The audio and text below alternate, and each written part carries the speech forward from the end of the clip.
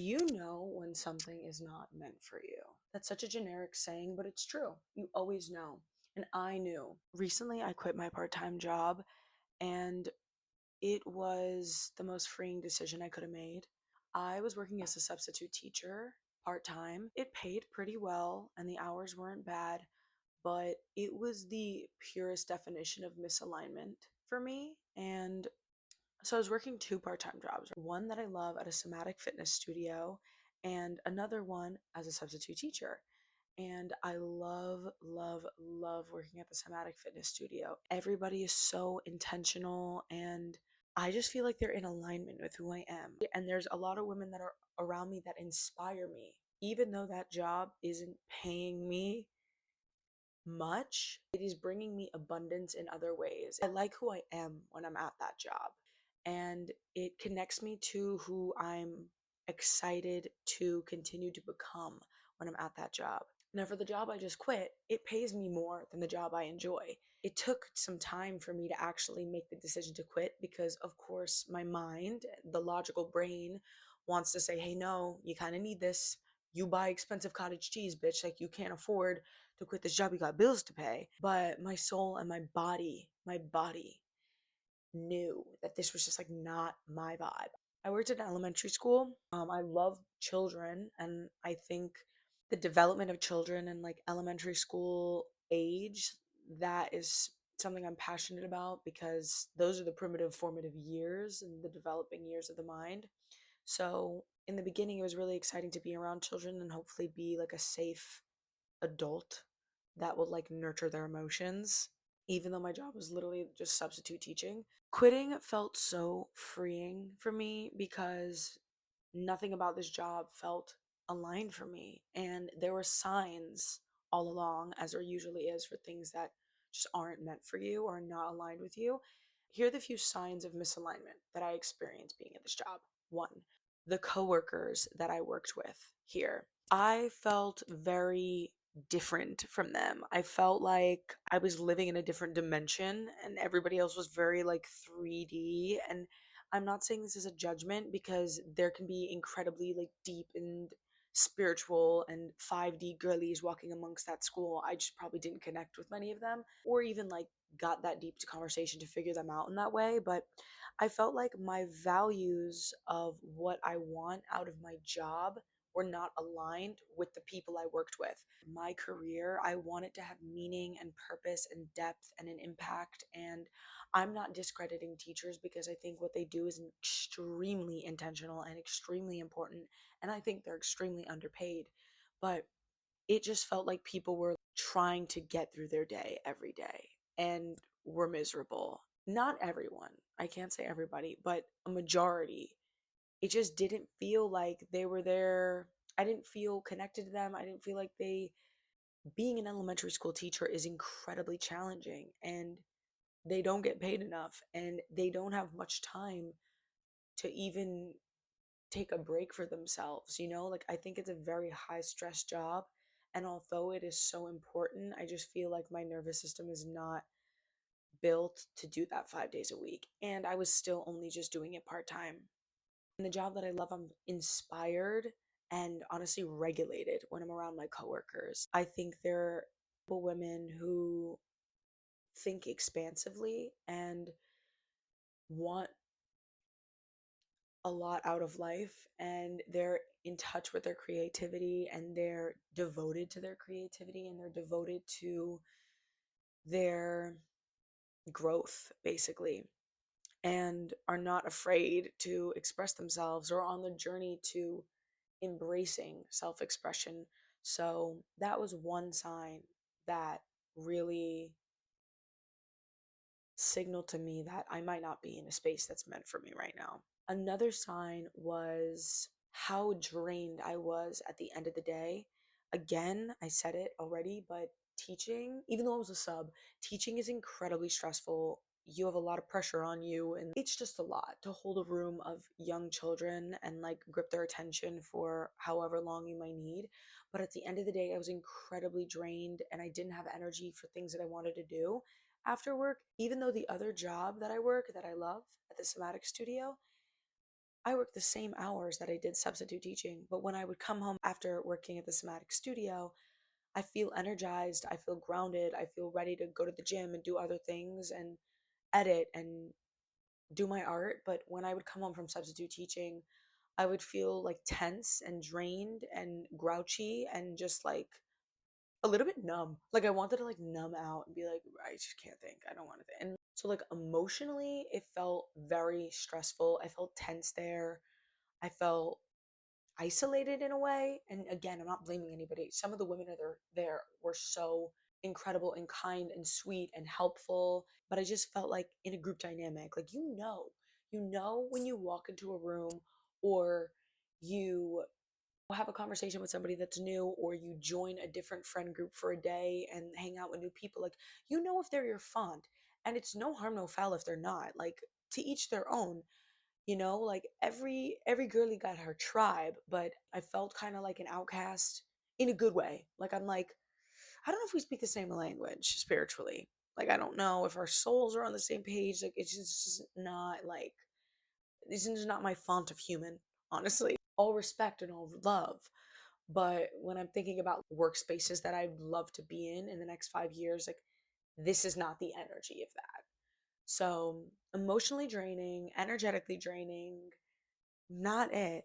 There's no energy in my body. Like that is lowering my frequency, therefore not in alignment with me. I recognized that I needed to leave because when I'm at my other job at the somatic studio, like I said, the coworkers I work with are just incredible. During our downtime, during our shifts, we typically end up getting into these incredibly like deep and meaningful conversations about life and our purpose and where we are on our journey and our creative pursuits and our creative desires and our drives and our dreams and our aspirations and our goals and our visions. And I claim to be somebody who's very intentional and, I don't settle. I like to strive for more because I know that we're capable of all of our dreams. But I wasn't walking the walk. I think a big reason why I stayed at this job that I didn't like for about 6 or 7 months, honestly, before I quit, was because the money. And it was very contradictory from the beliefs that I claimed to have because I would always be like, follow your dreams and go all in and the money will come, like law of attraction. If I were to stay at this job because I felt like, well, I needed the money, that is signaling to my body and my mind, and more importantly, the universe, that I'm at a frequency of lack. And therefore, I'm reinforcing the idea that I need to suffer in order to get the things that I desire, which are barely it. Like, it paid fine, but like, not even close to what I know I'm capable of earning in my future, or attracting, excuse me, in my future. But it was so contradictory. And I kind of sat with myself one day and I was like, if you really want to live that life, you got to walk the walk, girl. Like, you can't be saying that you claim this and then acting in a frequency of lack, honestly, of being like, well, I get 250 a day, girl. You're kidding. Like, you need to prove to yourself and the universe, you need to show up and show that I'm deserving of living a life where I enjoy what I do and money comes to me with ease and I don't have to suffer for my money and I could invest my energy in a way that feels energizing and uplifting and meaningful and purposeful. And I feel like that energy exchange is what brings you even more abundance. In addition to that, I don't want to be a teacher. And so there really was no future investment for this job. It was literally just money and experience, working in a school, working with children. I think that is a good experience to have. But I was just like, it's not like I'm getting something else from this job. I'm literally just getting money. A super big reason why a lot of people don't make the move to quit or to pivot or to leave circumstances that they know deep down is not right for them, because it's not easy, right? It's terrifying, but it's something that you have to feel the fear and do it anyway. It's one of those things, girl, where you have to jump and allow the universe to catch you, but the universe is not catching shit if you are not willing to jump, there was so much fear that came up for a while, and that's why I put off quitting, because I'm like, oh, I hate it, but like maybe it'll get better, maybe this, maybe that. And then every time I would work, it would just get worse, and to me it was like the universe being like, are you going to tolerate this? Okay, I'm going to make it a little bit annoying for you and see how much you're willing to tolerate, because that is mirroring your belief system. I was questioning myself a lot, which is common in these things. And I think it's good to reflect. I really am big on following your intuition and listening to your gut and honoring what your intuition is telling you. But I think for me, and in the process of learning to truly trust my intuition, it does require me to take a moment and sit with it and actually listen. Like, is this my intuition? Like, I always have those moments when I'm making decisions like this where I have that gut feeling, I have that internal instinct, but then logic wants to take over and be like, okay, be rational though.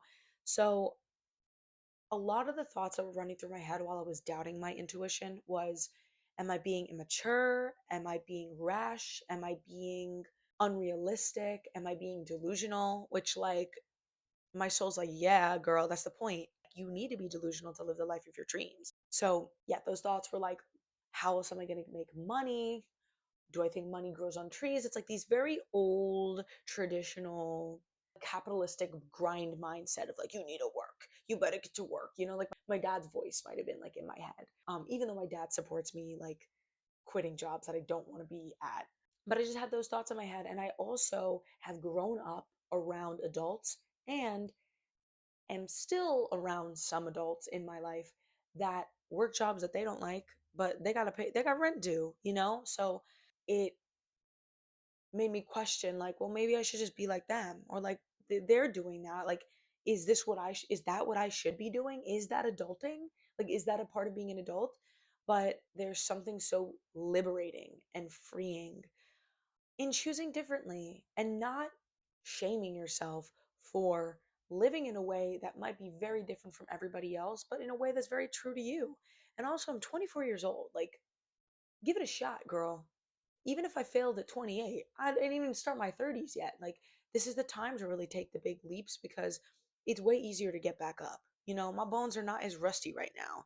So, I want to do things that are bold and meaningful. And when I did quit, I had a surge of energy. I made the decision to release the need to have it all figured out right now. I know that in some circumstances, girl, I live in New York. It ain't cheap. It ain't cheap. So I do know that there is a necessary part of realism where bills are due, and not everybody might be able to in that moment quit everything and just pick up. Like, I'm very aware of that, but I have another part-time job that I'm working, so it's not like I was completely unemployed. So I did have a leg up in that way. I think that quitting this job freed up my energy and my stress to now realign and invest my energy that I now have into jobs that I might genuinely enjoy. It opens me up for opportunities that are more aligned. And so, yeah, I think it's really important in those moments to just feel where you're at. I think, if anything, this is an example of self trust. It's a practice of self trust. It's self trust lifting weights, self trust in the gym, girl. And we're up in our reps, we're up in our weight. Also, I've been in this predicament before, in relationships, in friendships, in previous jobs, in just like group dynamics and scenarios where I'm like, this is what I need to do. Like, this is just not my vibe. Especially when I began my spiritual awakening and my self growth journey in college, when I started to kind of shed my old habits and the old person that I was. And I started to look at my surroundings and the people I hung out with and the activities that I used to do for fun and be like, oh, this is not me anymore. There was like a whole year or two in college where I just was like inside, not drinking, not wanting to party, not wanting to stay up late. I just wanted to meditate and do yoga and heal my nervous system. And it made certain people kind of be like, girl, you're lame. But it's like, no, I'm just different right now, I guess. Like, we're just on different paths, and like, that's okay. that courage to make the move to be like, you know what, I'm honoring me, and like I'm standing up for a little Taylor right now, and I'm gonna say no, this isn't for me. Even amongst a group, standing out can feel really threatening, but it could also feel so freeing. The idea of it is threatening, and then when you act on it, it is like the most liberating and energizing freedom you could experience, because you're choosing you and you are uncovering another layer of your onion. Like a veil comes off, and you're like, oh, this is like me emerging, you know? So that's how it felt when I quit. And so another thing I wanted to say that was really interesting was like, I felt like I was having signs from the universe, tests from the universe the day I quit. Because the day I came in and I was like, hi, like, thank you so much for this opportunity. Like, today will be my last day. Everybody was so nice to me that day. And I'm talking about people that didn't even know it was my last day. Like, I only told the secretary and the woman that does my time schedule, but everybody was so nice to me. People were coming up to me and they were like, your hair looks great. The security guard, who I would walk past every single time I went to work, randomly came up to me. He's like, what's your name, by the way? Sorry, I never introduced myself. He gave me a hug. I was like, OMG. I had a great day on my last day there. And I felt like that was the universe testing me, being like, are you sure? I want you to show me how sure you are, even when I tempt you. You know, it's kind of like, and this might be a triggering example, but this is the example I thought of when I came home. Like somebody who recently started wanting to fuel their body better. And there's somebody who used to be really, addicted to sugar and like eating foods that were tasty but didn't make their body feel good. And it's their first week and they're like, you know what? I'm starting to eat healthier and I'm starting to eat foods that make me feel good. And they're doing good, and they pass the donut shop. And the donut shop has like a big sale of like buy one get a box free. It's like the universe is like, you could have a donut. How bad do you want it, girl? Show me. So I felt like I've been around that block before, and it was really cool to be like I could also reframe it and think of the universe is like cheering me on, like, you know what? We're proud of your decision. We're gonna give you a good day, girl. So it's just so interesting, the signs and the synchronicities that I pick up on, because I don't know, I just feel really supported. And sometimes it makes me feel like I have an audience in a way, like the universe or whatever you want to call it is just watching me and guiding me, and the beauty is I don't know what's next, but that's always such a sweet spot. You can choose to frame it as anxiety and nerve-wracking and the unknown scary, or you can just remember that that leaves infinite amount of space to create and live and welcome in a reality that is better than you could have even imagined.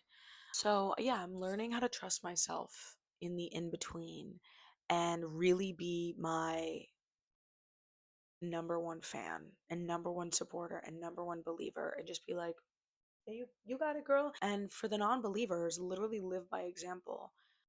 So, yeah, I feel so good. I feel so free. And I also will say that I do have really supportive girlies around me and my friends, and I think it's so important to have at the least one person in your life who lives in alignment with your values, honestly, which might sound so obvious, but when it comes to little scenarios like this, it's like not really, especially when you're in your early 20s and you might be outgrowing people that are not choosing to grow in a way that you feel like you are. I think it's really important to have friends or even colleagues or coworkers that inspire you, even people online. YouTube is where I found my first girlies that really inspired me in believing in myself and believing that the life I wanted is literally in the palm of my hands. So I will shout out my friends and the random TikTokers I came across and my favorite YouTubers along the past few years that really helped instill belief in myself, I think. It just showed me that it was possible and showed me it was real and was there as just kind of a reminder of like, no, you're good, girl. Like, you might be different from everyone else, but like, that's why you are you and they are them. I hope that this message landed for the people who might be needing it right now, the people that might be in relationships that aren't feeling aligned. Because I've been there and oh my god, that's so fucking hard.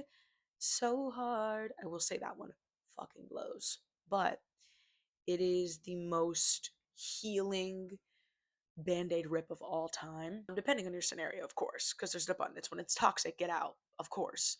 But when it's loving and there's nothing really wrong, but you just know it's not right for you, that might be a video for another time because ouch, but also free as a bird. Also, wow, my true self is emerging. Also, the relationship that really is aligned for me that I never even thought was possible and is better than anything I could have ever manifested is waiting on the other side of that band-aid rip. I'm living proof of that. But no matter your scenario, relationship, work, friends, home, living situation, environment, whatever, I'm holding your hand and telling you you could do it and give it a shot. We could die tomorrow. We have this one life and you're the leader of it, you're the ruler of it, you're the creator of it, you're the co-creator of it. So pop off and be bold, okay? Sending so much love to everybody watching this right now. Thank you for watching. Continue being baddies and live boldly and express your fat, juicy heart as loudly as possible. Love you. Bye.